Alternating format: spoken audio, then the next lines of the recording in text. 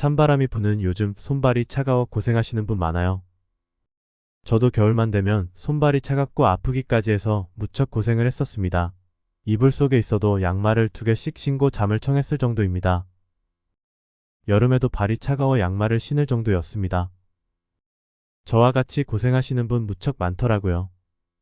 많은 분들이 병원에도 다니고 침도 맞아보고 한약도 먹어봤지만 별 차도가 없다고들 합니다. 수족냉증이란 다른 사람은 추위를 느끼지 않을 만한 온도에서 손이나 발이 차갑고 시려서 일상생활에 불편이 큰 상태를 말합니다. 수족냉증은 특별한 질환으로 보기는 어렵지만 전체 인구의 12%가량이 경험할 정도로 흔하여 방치하기 쉬운 증상인데요. 장기간 수족냉증을 방치할 경우에는 각종 신경성 질환 및 뇌혈관을 수축시켜 혈관성 치매가 올 수도 있다고 하네요. 이 지긋지긋한 수족냉증이 생기는 원인이 뭘까요? 수족냉증은 당뇨나 갑상선 질환, 류마티스 관절염, 말초신경 질환 등으로도 생길 수도 있지만 대부분은 혈액순환과 저체온, 그리고 심리 상태에서도 질병이 온다고 합니다. 또한 평소 손발이 차갑고 저린 증상과 함께 두통, 현기증, 권태감, 압박감 등의 증상이 동반되기도 합니다. 말초, 신경질환, 디스크 등도 원인 질환일 수 있습니다. 이 지긋지긋한 수족냉증 금방 나아지는 병이 아닙니다. 서서히 몸을 따뜻하게 만들어가는 방법이 제일입니다. 병은 음식으로 대부분 고칠 수 있다고 합니다. 몸을 따뜻하게 하고 혈액순환이 잘 되는 음식, 차 종류 등을 먹는 게 아주 중요합니다. 집에서 계속적으로 얼음을 드시고 냉수 마시는 분들 많지요. 여러분들 수족냉증을 치료하시려면 우선 제일 중요한 것은 찬물을 끊으시고요. 따뜻한 물 위주로 드시고 음식도 따뜻한 음식 위주로 드셔야 합니다. 수족냉증으로 고생하시는 분들은 음식이나 차 종류를 드실 때 귤, 계피, 대추, 생강 그리고 꿀 5가지 꼭 항상 생각하세요. 카페를 가더라도 대추차 아니면 생강차, 레몬이 들어간 차 종류를 드셔야 하고요. 매일 귤, 계피, 대추, 생강이 들어간 차 종류를 아침 저녁으로 입에 대고 살아보세요. 1년만 그렇게 살아보세요. 어느덧 몸이 변하는 신세계를 경험할 것입니다. 꾸준히 장복하면 수족냉증을 다스리는 차 5가지를 알아보도록 하겠습니다. 먼저 생강 레몬차입니다. 예부터 생강은 한의학에서 감초만큼이나 다양한 처방에 사용될 만큼 그 효능이 뛰어납니다. 생강의 성질은 매우나 따뜻해서 차가움을 물리친다고 합니다. 생강에 함유된 진저롤과 쇼가올 성분들은 우리 몸의 찬 기운을 몰아내어 따뜻하게 만들어줍니다. 또한 혈액순환을 촉진하고 혈압과 체온을 정상화하는 데에도 효능이 있습니다.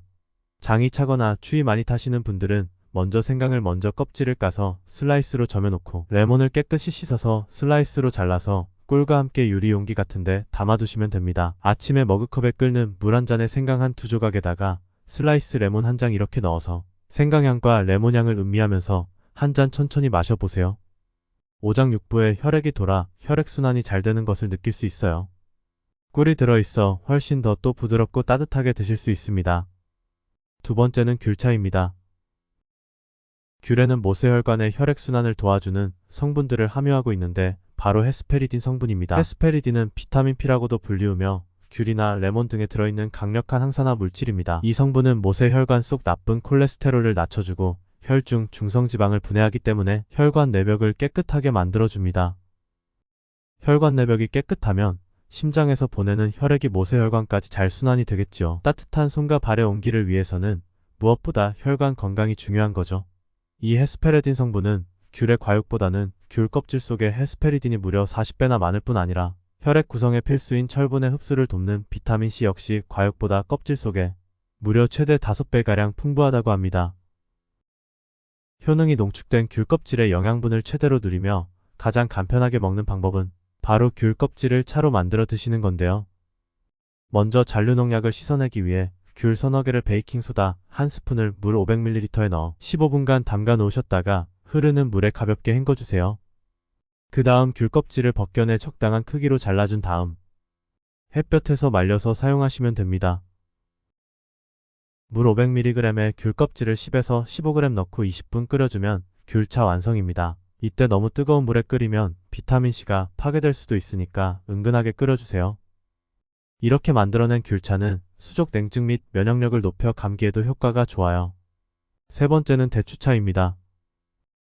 우리 몸은 긴장하거나 스트레스를 받으면 코르티솔이란 호르몬을 분비해 말초 혈관들을 순간적으로 수축시켜 손발 끝까지 피가 전달되지 못하여 수족 냉증이 생기곤 합니다. 그런데 만약 이런 스트레스에 지속적으로 노출된다면 이는 결국 만성 수족냉증으로 이어지게 됩니다. 예민하고 긴장과 불안, 초조함을 자주 느끼는 스트레스성 수족냉증에 심리적 안정에 도움을 주는 최고의 보약은 바로 대추입니다. 대추의 마그네슘 성분이 부교감 신경계를 도와 스트레스를 감소시키기 때문인데요. 뿐만 아니라 대추는 불면증 완화와 신경 안정에도 뛰어난 효능이 있어 천연 수면제로 불리기도 합니다. 또한 대추는 따뜻한 성질을 지니고 있어서 혈액순환을 개선하고 신진대사를 촉진하는 데 큰 도움을 주게 됩니다. 아주 쉽게 대추차를 끓여서 꾸준히 장복하시다 보면 어느새 손과 발이 따뜻해지는 것을 느끼실 수 있을 겁니다. 수족냉증에 좋은 차 세 번째는 계피차인데요. 계피도 정말 몸을 따뜻하게 해주는 효능이 있습니다. 동의보감에도 계피는 성질이 따뜻하고 맛은 달고 매우며 혈액순환을 촉진해서 몸을 따뜻하게 해준다고 나와 있습니다. 하지만 계피는 조금 조심하셔야 하는 것들이 있는데요. 열이 많은 분들은 부작용이 날 수가 있어요. 열이 많은 분들을 어떻게 구분하는지 한 가지 팁을 드리자면 몸에 특히 피부가 자꾸 가렵거나 두드러기가 나거나 그리고 안면에 홍조가 있고 발바닥이 화끈거려서 차가운 곳에 대고 있으면 시원하고 발바닥이 뜨거워서 이불을 덮을 때 발은 내놓고 주무셔야 되는 분들 이런 분들은 열이 있는 분들입니다. 이런 분들은 계피를 안 드시는 게 좋아요. 계피를 드셨을 때 또 위험한 분들이 있습니다. 계피는 혈액 응고를 방해하기 때문에 혈전용해제를 드시고 계신 분들은 조심하세요. 다섯 번째는 꿀입니다. 꿀은 따뜻한 성질로 다양한 비타민과 효소가 함유되어 있어 면역력 강화에 효능이 있어요. 꿀에 함유된 칼륨 성분은 혈관 내 나트륨과 노폐물의 배출을 도와 혈액순환을 원활하게 합니다. 특히 계피와 꿀은 수많은 음식 중 손가락에 꼽힐 정도로 그 궁합이 좋다고 알려져 있습니다. 따라서 계피와 꿀을 같이 먹는 것은 수족냉증 완화뿐만 아니라 전반적인 건강에 큰 도움이 됩니다. 그러면 수족냉증과 손발저림에 좋은 계피차를 만들어 볼까요? 계피 20g, 생강 30g, 대추 5개를 물 1.5리터를 넣고 함께 끓이다가 물이 끓어오르면 15분 정도 더 끓여주면 됩니다. 계피차 먹는 법은 2일에 한 번씩 한 컵 150ml씩 공복에 마십니다. 마실 때 꿀 1티스푼을 넣고 잘 저어서 따뜻하게 데워 먹습니다. 계피차 마실 때 주의할 점은 모든 재료가 따뜻한 성질이기 때문에 몸에 열감이 많은 사람은 주의해야 합니다. 또한 신장 질환을 앓고 있거나 혈당 약을 먹는 사람은 마실 때 주의해야 합니다. 계피차 과다 섭취하면 설사나 복통을 유발할 수 있어 적정량을 꼭 지켜서 먹는 것이 좋습니다. 오늘은 수족냉증에 좋은 차 5가지에 대해 알아보았습니다. 오늘은 여기까지입니다. 저는 더 좋은 영상으로 다시 찾아뵙겠습니다. 건강하고 행복하세요.